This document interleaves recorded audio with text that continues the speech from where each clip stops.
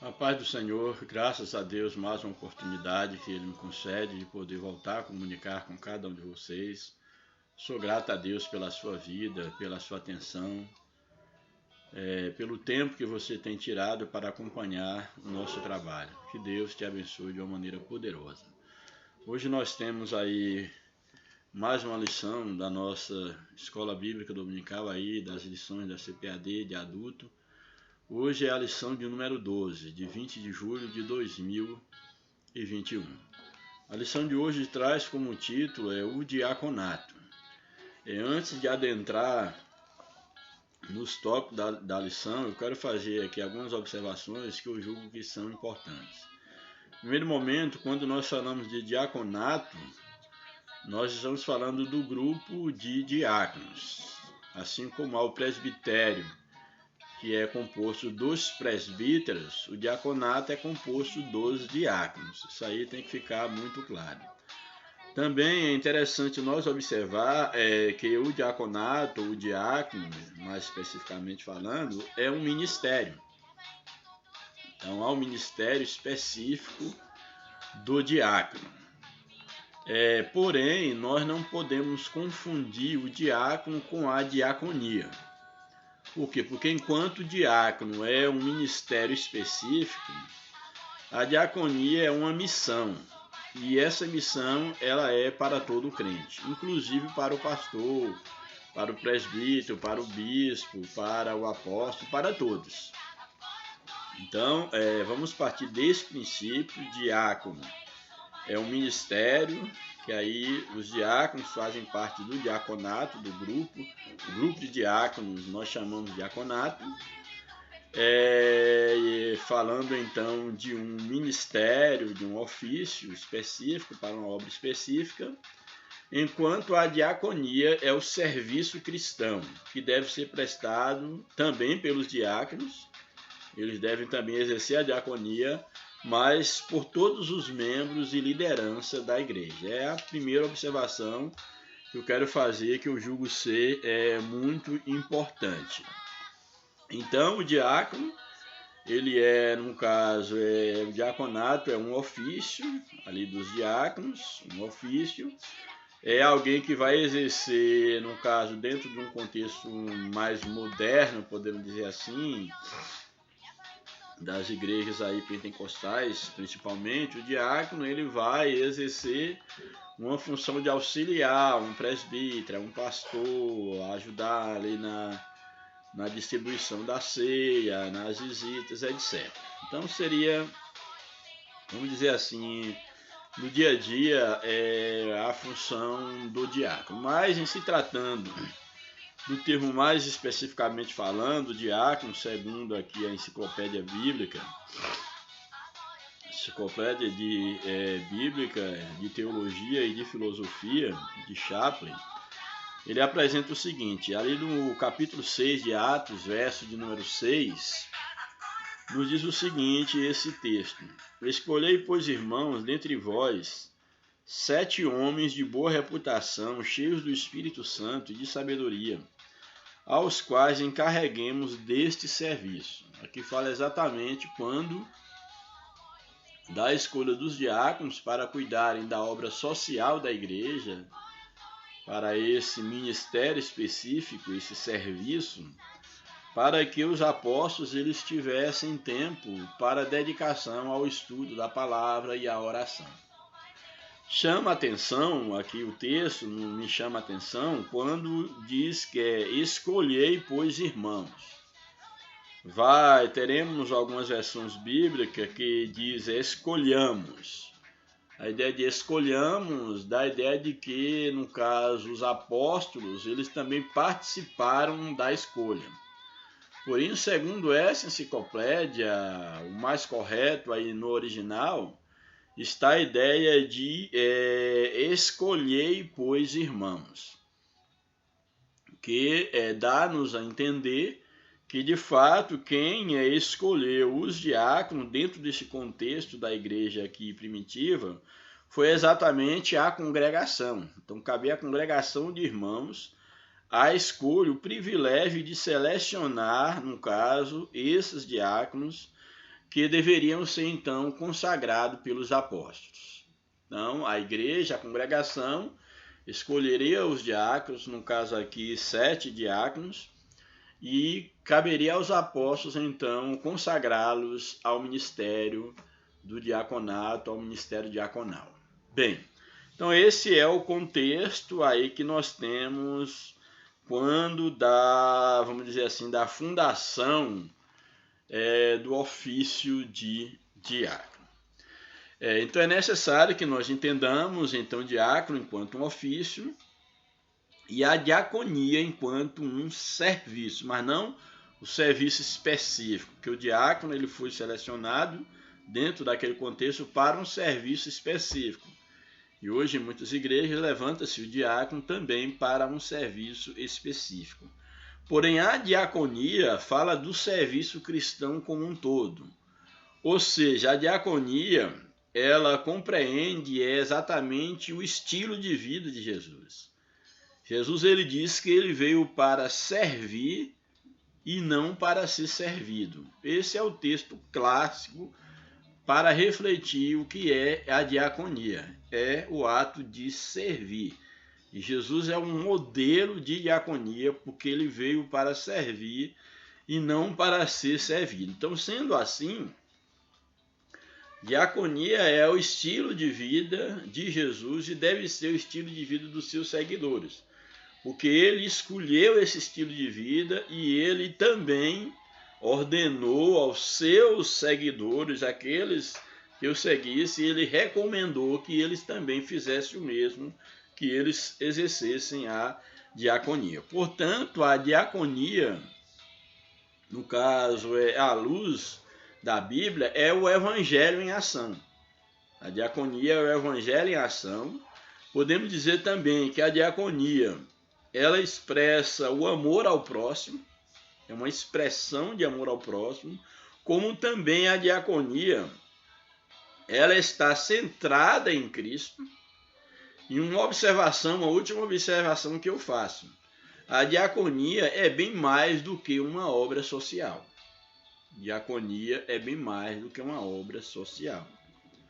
Por exemplo, 7 diáconos foram escolhidos para fazerem, cuidarem das viúvas, da obra social da igreja.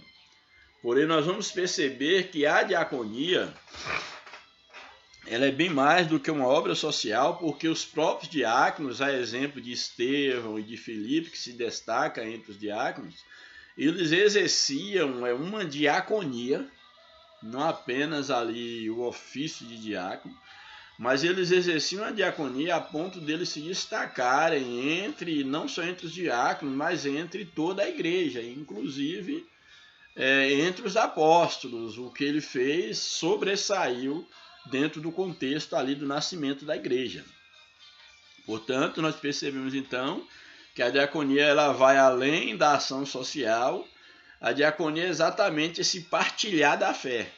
Então, quando eu estou partilhando a fé, estou convidando outros à salvação que somente Cristo pode dar. Quando eu consigo expressar a vida de Deus através da minha vida e eu estou levando Cristo, estou a serviço de Cristo para trazerem outros para Cristo, eu estou exercendo a verdadeira diaconia. Portanto, eu deixo essas informações para que nós possamos entender, porque a princípio, quando nós falamos do diácono, pode até parecer, dentro da hierarquia, basicamente, em termos de consagração, é o cargo mais baixo da igreja. Ali tem os auxiliares, que são aspirantes a alguma coisa, mas começa a decolar a carreira a partir do diácono, aí vem presbítero, aí evangelista, pastor. Mas, na verdade, o diácono, claro, tem uma função específica. O diácono, uma vez que ele é escolhido pela congregação, dá a entender que é uma função local. O diácono, no caso aí, ele exerce uma função local dentro do diaconato da sua igreja.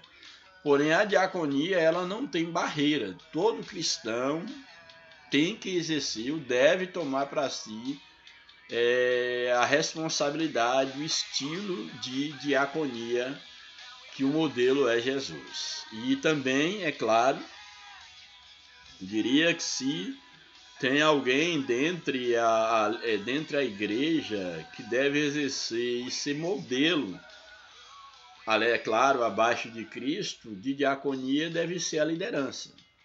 A liderança, ela deve exercer a diaconia, no caso o pastor, o presbítero que tem funções pastorais locais, eles devem exercer a diaconia com base no modelo de Jesus. Jesus disse que aquele que quiser ser maior, que servissem a todos, que se tornassem servo de todos.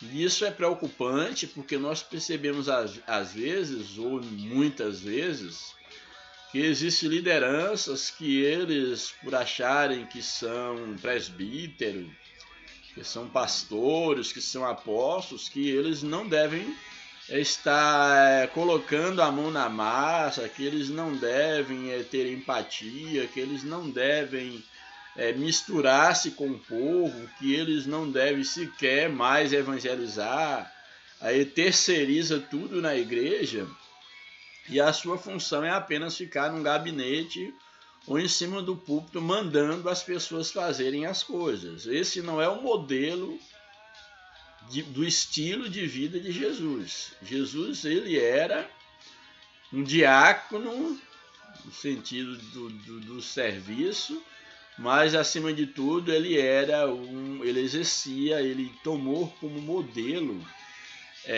vamos dizer assim, de vida a diaconia.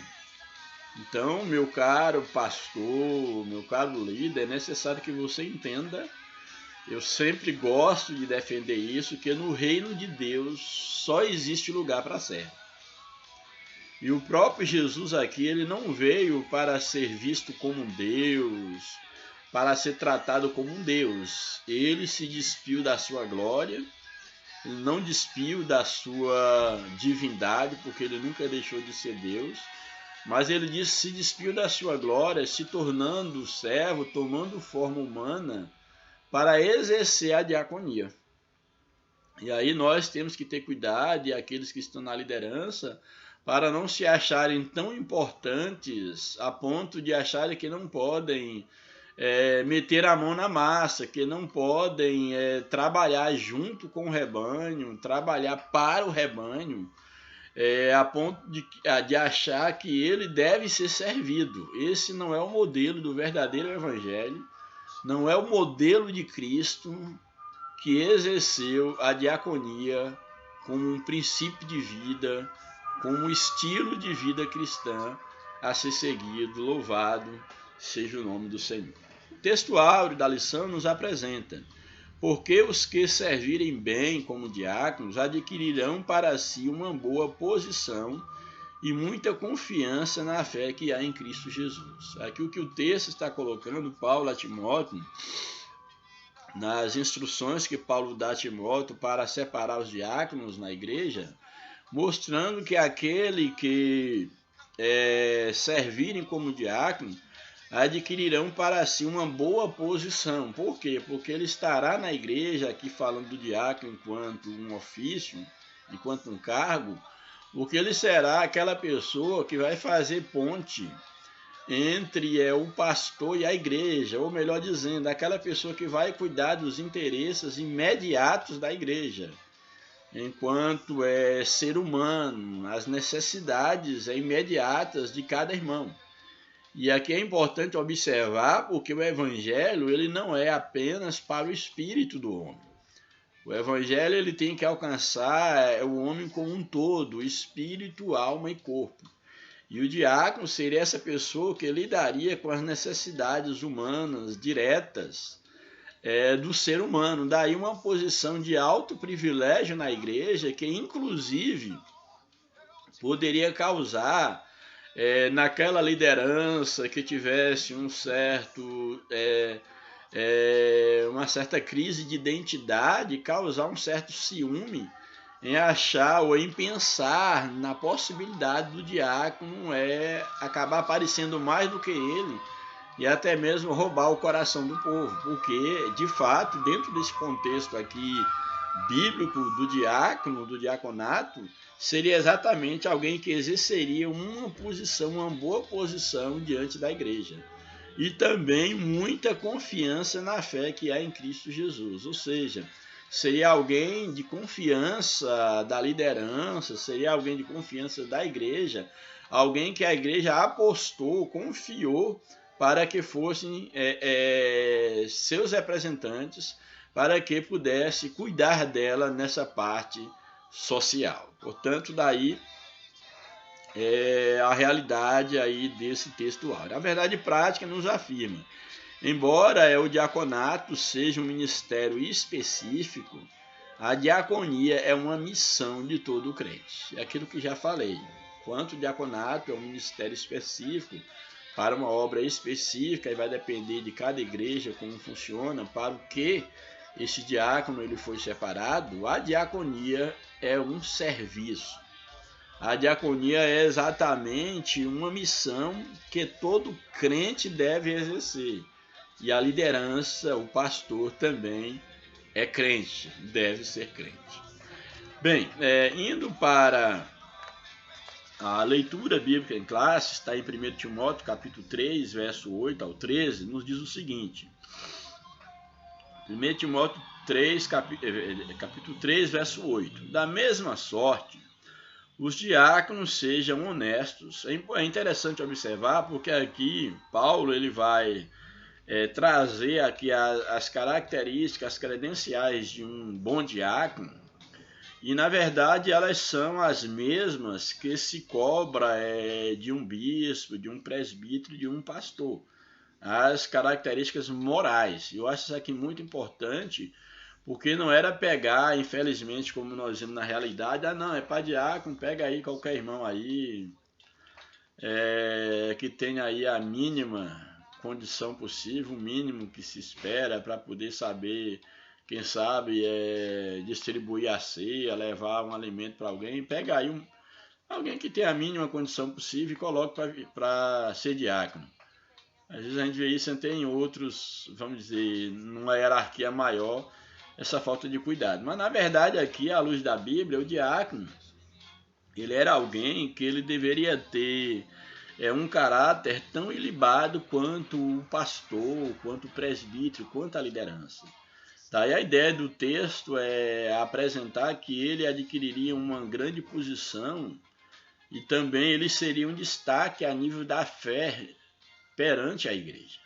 Então isso aqui eu acho de suma importância para que não banalizemos, no caso aí, o cargo, o ofício de diácono na igreja. Olha o que o texto nos apresenta. Da mesma sorte, quando fala aqui da mesma sorte, eu acho interessante fazer essa observação, porque nós vamos perceber que aí, no caso, em Timóteo, ele está tratando dessa questão dos obreiros, aí em 1 Timóteo, e quando ele coloca da mesma sorte, dá a entender, aí dentro do contexto maior, que ele já vem tratando de alguns assuntos, de alguns cargos, vamos dizer assim, ofícios na igreja, e quando ele chega aqui, nesse capítulo aqui, mais especificamente aí no verso 8, quando ele está dizendo da mesma sorte, nós vamos perceber que anteriormente, no verso 1, ele está falando daquele que inspira o episcopado, ou seja, o pastorado, o presbitério, a depender do contexto.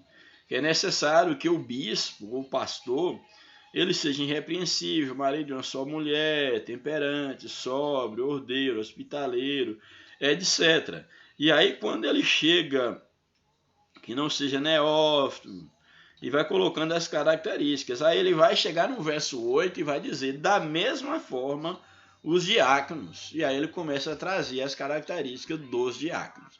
Percebe, então, a mesma seriedade, não é algo, não é uma brincadeira, não é pegar alguém, não, é por ser diácono, pode ser alguém ainda neófito na fé, alguém ainda que ainda está cru, mal se converteu, pega qualquer um aí e coloca para virar diácono. Não é bem assim que a Bíblia nos ensina. Portanto, da mesma sorte, do mesmo jeito que se existe do bispo, que se exige do bispo, da mesma sorte, os diáconos eles sejam honestos.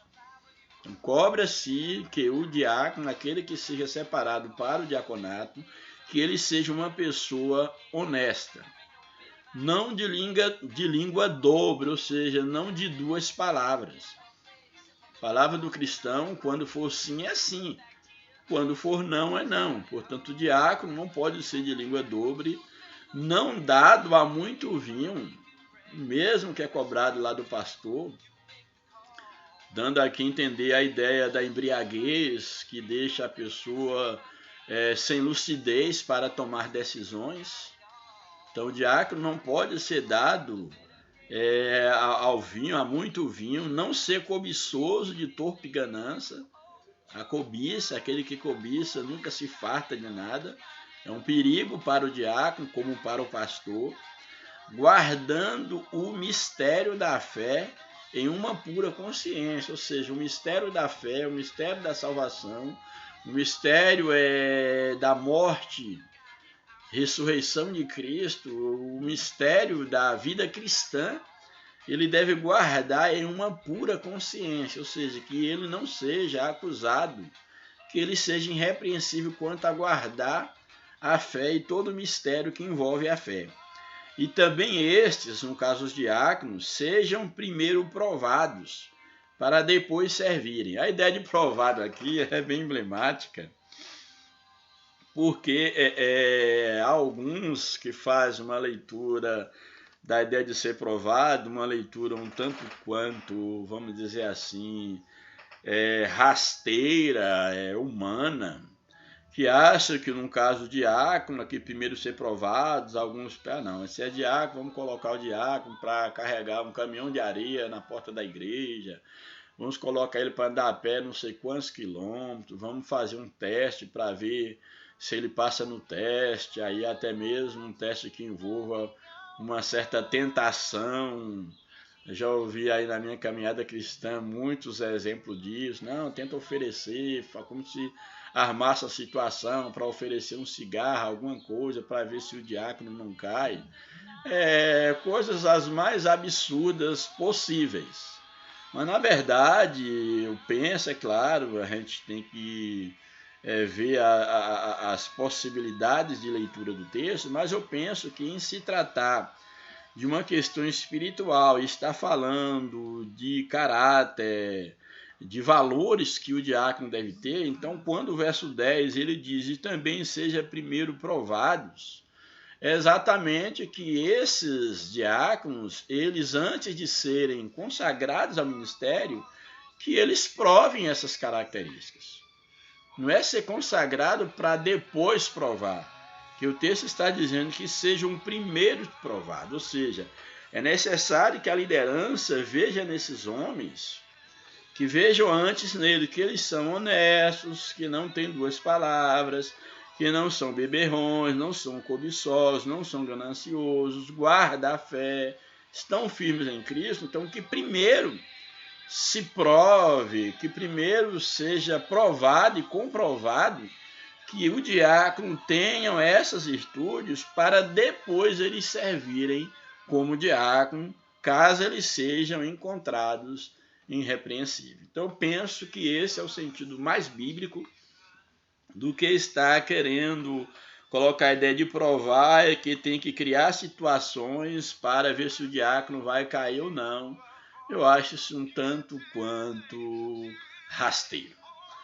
Bem, aí o verso 11 diz, da mesma sorte, as mulheres sejam honestas, não maldizentes, sóbrias e fiéis. Que uma vez que está falando do contexto do diácono, também, certamente, a ideia aqui de que as mulheres sejam honestas, não maldizentes, sóbrias e fiéis, sejam as esposas dos diáconos, que elas tenham as mesmas características do seu esposo. Afinal de contas, quando Deus chama alguém para o ministério, Deus não separa as famílias. Deus não separa as famílias, é a família que é envolvida no ministério. Um dos grandes erros que muitas igrejas têm enfrentado e muita liderança tem enfrentado é exatamente não compartilhar o seu chamado com a sua família, com a sua esposa, com seus filhos. Não estou querendo dizer com isso que deva acontecer o que está acontecendo ultimamente. Que aí o pastor, ele é o pastor da igreja, e aí ele quer que a mulher seja tratada como a pastora da igreja. E aí todos tratam, aí a pastora, a pastora. Não necessariamente, não é bem assim que funciona. Não é porque o pastor foi chamado por Deus e consagrado para ser pastor, que a pastora, a mulher do pastor é pastor, os filhos são pastorzinhos. Nada disso, isso não tem base bíblica nenhuma. Quem foi chamado para o ministério foi o pastor, foi o diácono, foi o presbítero, porém a sua esposa, a sua família, ela deve ser a base da sustentação do seu ministério, ou seja, devem estar envolvidos, porque não é só o pastor que deve procurar ter uma vida honesta, ter uma vida correta, mas imagine um pastor que ele está na liderança da igreja, ou um presbítero, ou um diácono trabalhando com a igreja, e de repente ele tem que ser honesto, tem que ser correto, tem que ser de boa fé, e tenha, no caso, uma esposa que é fofoqueira, que é mentirosa, que faz confusão com todo mundo. Isso que estará destruindo o ministério do seu esposo. Filhos maldizentes, desobedientes, devassos, etc. Isso acaba com o ministério do marido. Nós temos exemplos na Bíblia, os filhos de Eli, por exemplo, e Eli tinha perdido a moral sobre a sua casa e custou muito caro para ele e para a sua família. Então a ideia aqui de que as mulheres elas sejam honestas, não maldizentes, sejam sóbrias, sejam fiéis e que elas possam também desenvolver as características do seu marido. Porém, isso não quer dizer, repito, como muitos têm feito ultimamente, o que cabe aqui para a esposa do diácono, cabe para a esposa do pastor. Mulher de pastor não é pastora. Isso não tem base bíblica. Mulher de presbítero não é uma presbítera. Mulher de diácono não é uma diaconisa. O chamado, ele é individual. Deus pode chamar alguém para ser uma diaconisa? Sim. Se, num caso, chamar a depender da igreja aí, e aí é uma questão muito polêmica, eu tenho a minha visão, mas prefiro não expressar. Não, Deus chamou fulana para ser pastora, uma bispa, uma presbítera, sei lá o que for. Pode acontecer? Pode. Porém, o que eu quero dizer é que o ministério, o chamado, a vocação, ela é individual. Não há vocação no sentido de encarregação, não há vocação em série. Não, com você está toda a família consagrada. Isso não tem base bíblica. Por mais que alguém venha, no caso, não concordar, eu não estou muito preocupado com o que as pessoas, no caso, concordem ou deixem de concordar. Apresentando o que está à luz da Bíblia.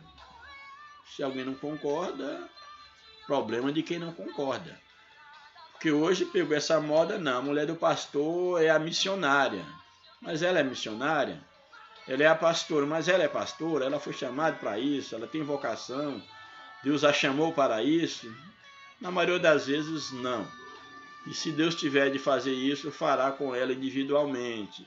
Ela terá o seu chamado no tempo de Deus, mas não pegar carona com o marido, porque isso aí, de fato, cheira nepotismo.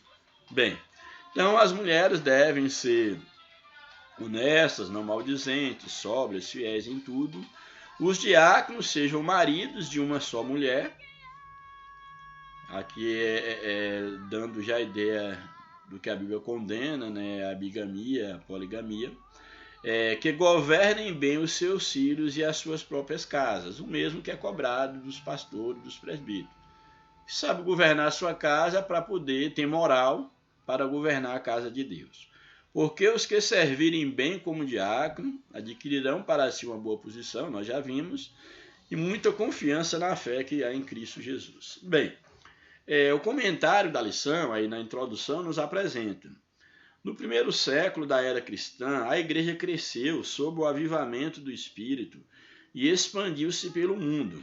Na mesma medida em que cresceu, surgiram também problemas na esfera social, demandando urgentes providências. por uma sábia e unânime decisão, em assembleia, a igreja de Jerusalém escolheu 7 homens de moral ilibada e cheios do Espírito Santo para administrarem esse importante negócio, esta obra. Nesta lição, estudaremos esse importante ministério de serviço que, por causa de uma crise étnica na igreja, levou os apóstolos a proporem medidas que serviram de base para instituir a função diaconal. Esta até hoje faz parte do ministério ordenado pelas igrejas cristãs. Então havia um problema, uma causa a ser resolvida, que era exatamente ali as viúvas de fala grega que estavam sendo menosprezadas em detrimento das viúvas de fala, no caso, judia, hebraica ali, as viúvas dos judeus, vamos dizer assim. E aqui nós temos agora uma dificuldade e que o texto chama de um importante negócio. Ou seja, mostrando que cuidar da assistência social, dessas coisas, é tão importante quanto cuidar de outros assuntos da igreja. Daí a necessidade do corpo de diácono, diaconal da igreja. E para isso os apóstolos, eles orientados pelo Espírito Santo ali em oração na igreja de Jerusalém, eles separam os primeiros diáconos, esses 7 diáconos, louvado seja Deus. Aí o primeiro tópico da lição nos mostra a diaconia de Jesus Cristo. Primeiro subtópico, significado do termo. O termo grego diaconia significa ministério ou serviço. Diaconia é ministério ou serviço. A vida inteira de Jesus aqui na terra demonstrou o verdadeiro sentido da diaconia em todos os seus aspectos. Então, tomando diaconia como um serviço, nós vimos aqui que a vida de Jesus girou em torno da diaconia. Na realidade, seu ministério terreno evidenciou o quanto ele foi apóstolo da nossa confissão, profeta, evangelista, pastor, mas principalmente diácono por excelência. Jesus exerceu a função de pastor, de apóstolo, de evangelista, mas ele foi, acima de tudo, diácono por excelência, que tinha um serviço a prestar para o povo, mas, acima de tudo, ele exerceu a diaconia, sendo mais específico. O apóstolo Paulo disse que Jesus, sendo em forma de Deus, não teve usurpação, ser igual a Deus, aqui fala da sua humilhação, do esvaziar da sua glória, mas aniquilou-se a si mesmo.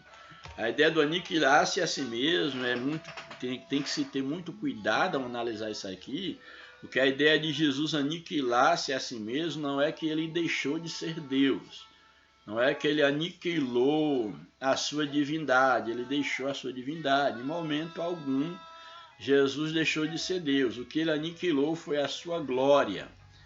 Ele não lançou mão da sua glória, do seu poder enquanto Deus. E ele realizou o ministério enquanto homem, apesar de nunca ter deixado de ser Deus. Ele aniquilou-se a si mesmo, tomando a forma de servo, de homem, e aqui fala de servo, que é exatamente a ideia, no caso da diaconia, que é o serviço.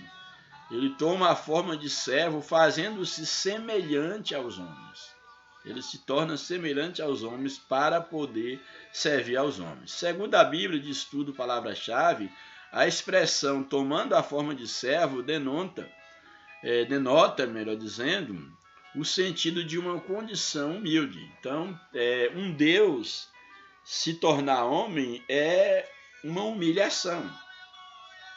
Então, tomar a forma de homem denota exatamente a condição de humildade, de servo, de diácono e de diaconia que Jesus exercia. Subtópico 2, serviço de escravo. Na véspera da sua crucificação, o Senhor Jesus reuniu seus 12 discípulos para comer a última ceia, tomando uma toalha. Esse texto é muito, muito importante. Tomando uma toalha e uma bacia com água, ele começou a lavar os pés dos discípulos, um a um.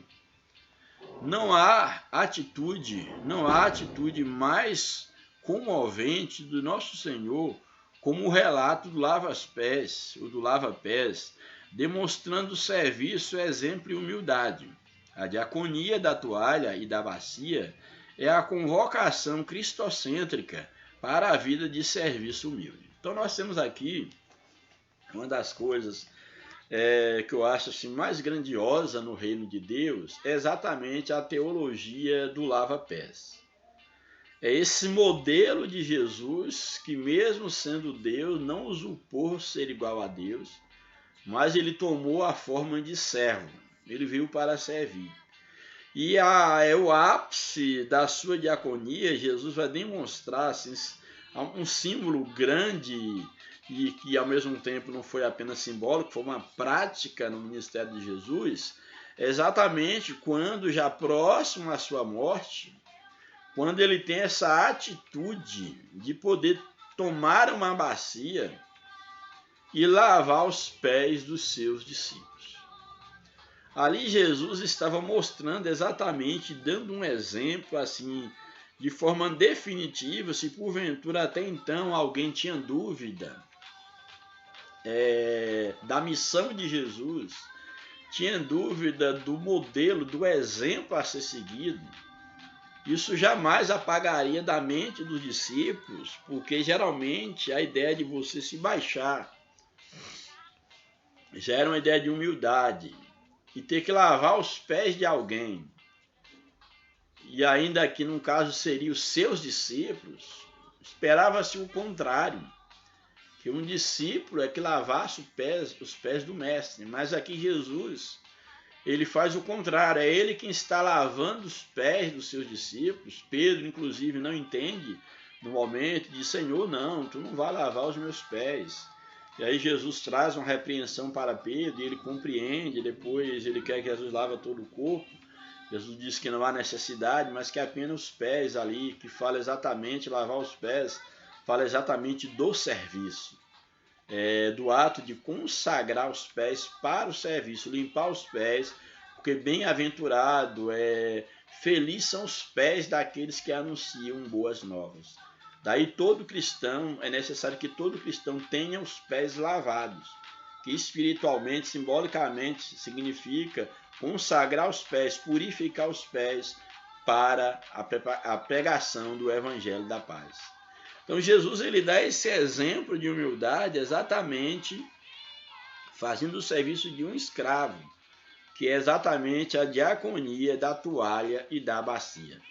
Então seria interessante que todo cristão de um modo geral, mas eu digo mais em especial para aqueles que exercem liderança, seja como diácono, como presbítero e como pastor, que você ao iniciar o seu ministério, que você tome em termos simbólicos, espiritualmente você leva isso em consideração, que você tome uma toalha e uma bacia para lavar os pés dos outros, como símbolo de que você foi chamado para servir e não para ser servido. Eu sei que é duro esse discurso, mas é a palavra de Deus. Terceiro subtópico, o discípulo é um serviçal.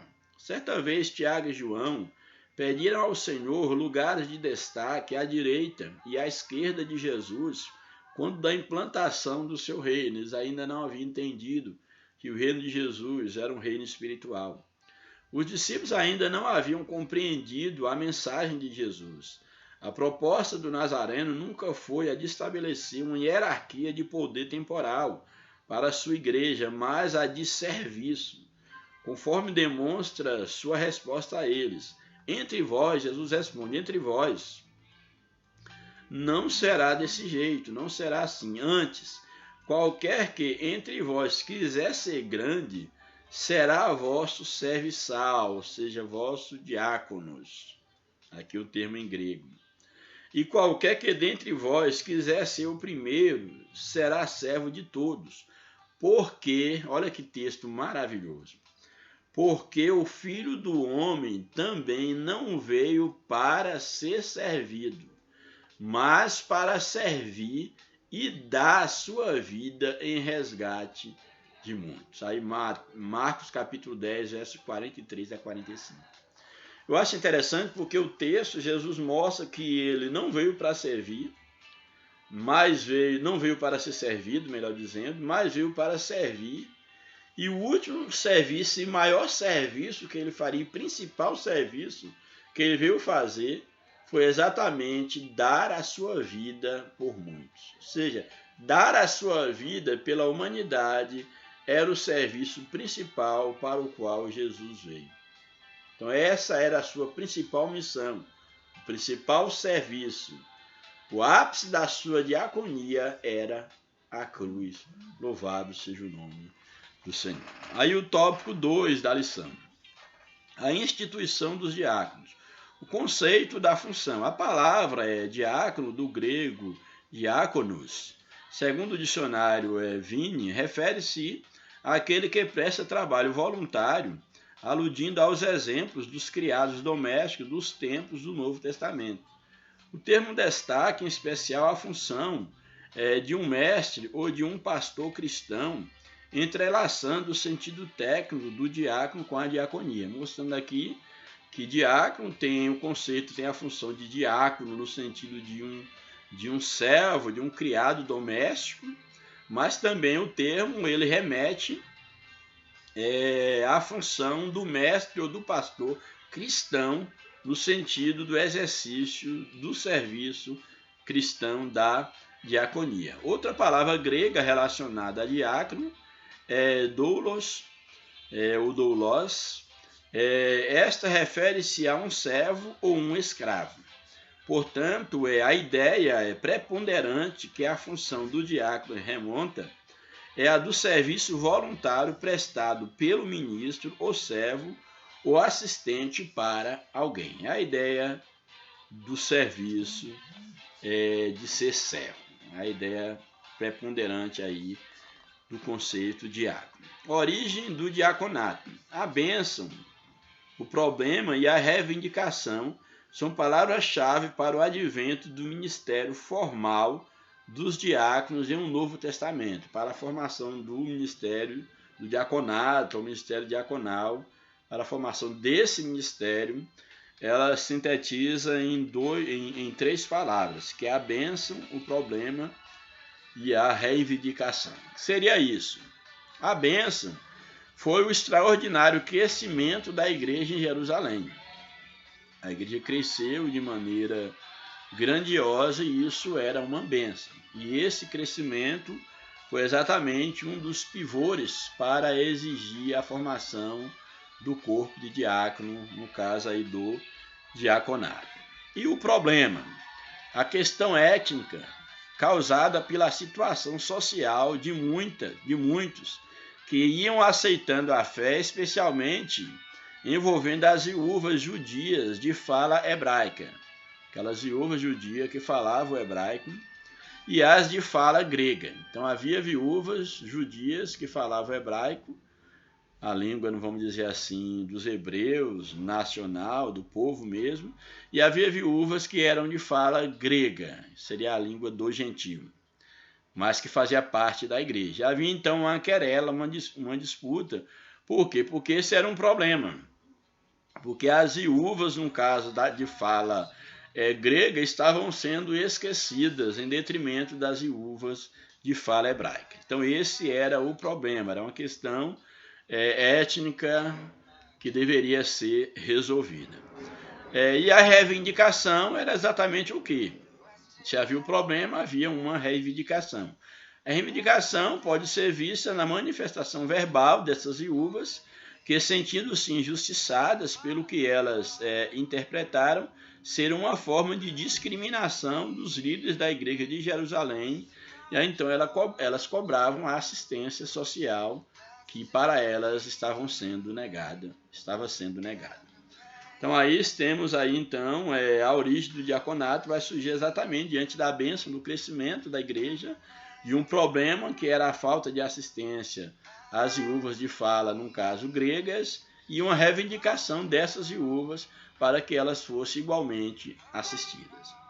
Aí surge então a escolha dos diáconos. Para resolver o impasse, orando e impondo-lhes as mãos, os apóstolos separam, com aquela observação da participação da igreja, aqui fala mais da consagração, os apóstolos separam 7 irmãos de boa reputação, cheios do Espírito Santo e de sabedoria para administrar a questão étnica e social. Foi uma decisão de caráter pacificador e de muito bom senso para a igreja não se perder em permanentes desentendimentos. O objetivo era estimulá-la a resolver a questão reconhecendo o caminho equivocado antes aderido pelos líderes até aquele momento. Reconhecer que estava tudo errado e que tinha que tomar uma decisão. Assim, eles puderam executar as mudanças necessárias e resolver uma questão que poderia trazer sérios problemas para a igreja de Jerusalém. Daí a necessidade, a escolha dos diáconos e mostrar que essa obra era uma missão muito importante, como o apóstolo fala aqui no seu texto, esse grande negócio, no sentido não de negócio envolvendo questões de interesses pessoais, mas esse grande negócio, por isso essa grande obra, essa grande causa. E finalmente temos o tópico 3 da lição, que é o perfil e a função do diácono, que nós já apresentamos quando da leitura bíblica em classe. Primeiro subtópico, qualificações do diácono. As qualificações dos diáconos descritas no livro de Atos e na primeira carta de Timóteo revelam que em nada elas diferem da atribuição ética exigida aos bispos, ou seja, aos pastores. Caráter moral, dentre aí essas qualificações. Os diáconos devem ser pessoas honradas, dignas, corretas, íntegras. Não pode haver uma língua dobre, ou seja, neles não pode ter 2 palavras, o sim tem que ser sim, o não tem que ser não. A ganância por dinheiro tem de passar longe de sua vida, pois sua função é exatamente a de executar trabalhos administrativos na igreja local, com auxílio nas tarefas do culto, acompanhar as viúvas, os pobres da igreja. Então, de fato, ele vai mexer com a administração de recursos da igreja, de assistência social da igreja, e daí ele não pode ser uma pessoa gananciosa por dinheiro, senão ele vai estar desviando os recursos que deveriam ser destinados aos irmãos necessitados, ele vai estar desviando para si mesmo, ou beneficiando um em detrimento do outro. Caráter espiritual. Vimos o caráter moral, agora o caráter espiritual. Ter a plena convicção de do que é crer no Evangelho. Ele não pode ter uma crise de identidade espiritual. Ele tem que estar firmado na fé. Ele tem que ter consciência plena do que é ser cristão, do que é crer no Evangelho de Cristo. O diácono guarda a revelação de Deus que está em Cristo Jesus, o nosso Senhor. Por isso, a liderança e a igreja local devem avaliar o candidato ao diaconato, levando em conta o seu caráter moral e espiritual. Então, o diácono ele tem que ter um caráter moral e espiritual ilibado. Ele tem que ser irrepreensível para poder exercer a função para a qual ele está sendo empossado, chamado. Também o caráter familiar. O candidato deve ser marido de uma mulher, fiel à sua esposa e ser um bom pai, como também o deve ser o presbítero, o pastor, o bispo, etc. A exemplo dos bispos, os diáconos devem ser zelosos com o seu lar, amar suas esposas com amor sacrificial, devem respeitar os seus filhos para obterem deles o mesmo respeito. O serviço do diácono à sua família revelará como ele servirá a igreja local. Olha que maravilhoso. Se o diácono não cuida bem da sua casa, se ele não serve bem a sua família, isso é um sinal de que ele não presta para exercer a função de diácono. Se ele não presta para cuidar de sua casa, se ele não serve enquanto um pai, um provedor, ele também não servirá para cuidar da família de Deus.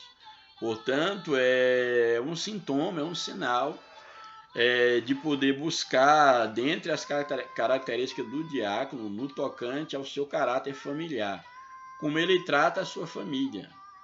Porque se ele trata mal a sua família, ele não está apto para tratar bem a igreja. Porque ainda que ele trate bem a igreja, ele está em falta por não tratar bem do seu primeiro ministério, que é a sua família. E o mesmo vale para o pastor e para os demais cargos.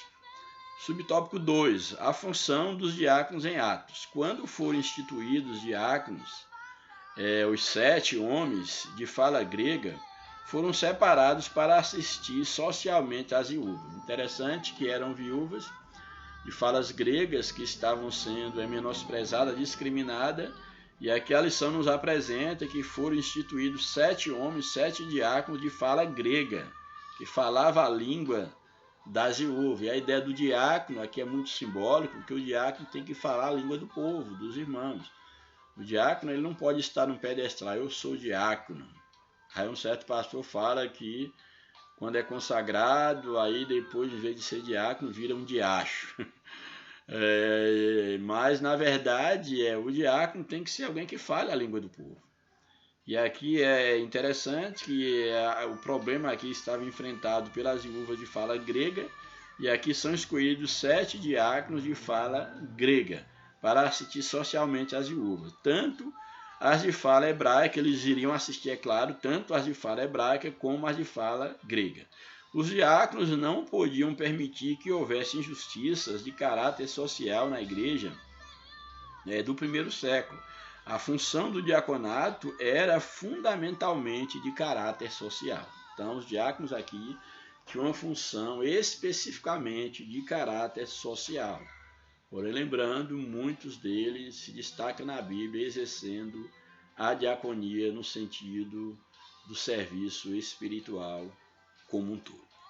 E o último subtópico, a função dos diáconos hoje. Atualmente, a função primordial do diácono é auxiliar a igreja local através das orientações do seu pastor em atividades ligadas a visitar os enfermos, os necessitados e desviados, bem como cuidar das tarefas espirituais ligadas ao culto, como a administração dos elementos da ceia do Senhor, recolher contribuições para a manutenção da igreja local, dízimos e ofertas, e auxiliar na ordem e na segurança da liturgia do culto, bem como de outras tarefas já mencionadas. Então, hoje o diácono ele tem essas funções, eu diria até que mais estendidas e